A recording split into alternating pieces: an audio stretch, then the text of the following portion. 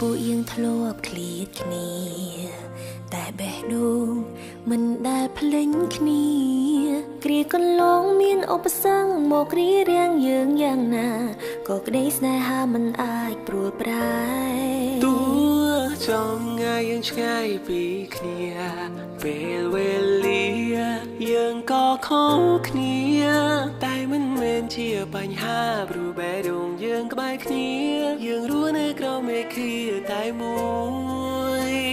ថ្ងៃនេះអូនធ្វើតាមសន្យាពាក់រ៉ូបការឈរមុងពីលបើការពុះពៀយ៉ាងទាំងពី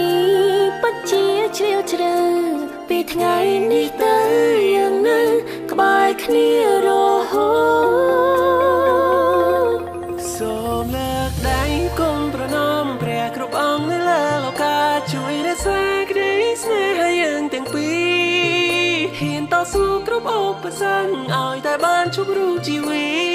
ដែលដងងារជូនទៅជីវិ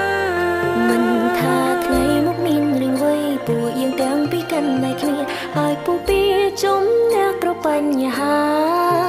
អូននឹងក្បែរបងមួយជីវិតទួងផែនដីតែជាយ៉ាងណា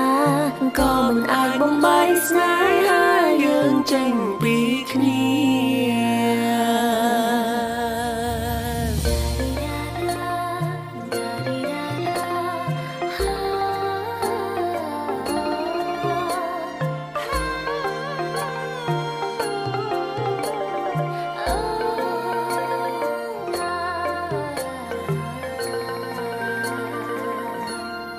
អូ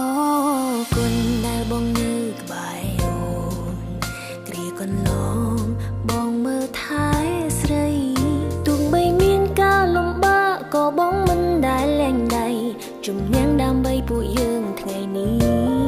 បញ្ហាអូនជាបញ្ហាបងរាប់រងជាទូនីតិឲ្យតែអូនបានញញឹមបងនឹងធ្វើក្រុមវិធី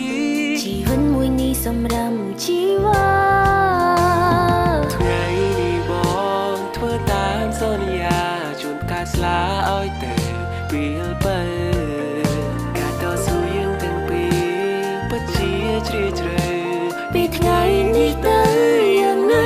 ក្បែរគ្នា